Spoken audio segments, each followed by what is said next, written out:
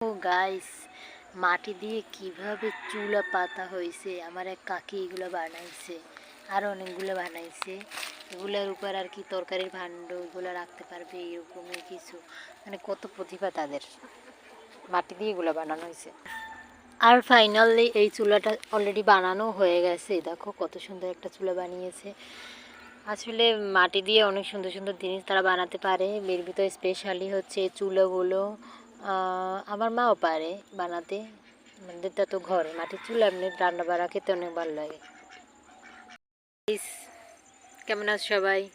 তোমাদের সাথে আজকে আমি শেয়ার করবো মাটির চুলা নিয়ে। তো মাটির চুলা কীরকম হয়, বানাইছে কীরকম, সেটা আমি তোমাদের দেখাচ্ছি। আমার এক কাকি মাটির চুলাটা বানিয়েছে অনেক অতি যত্নে সহকারে। তো দেখো এই মাটির চুলাটা দেখতে পাচ্ছ।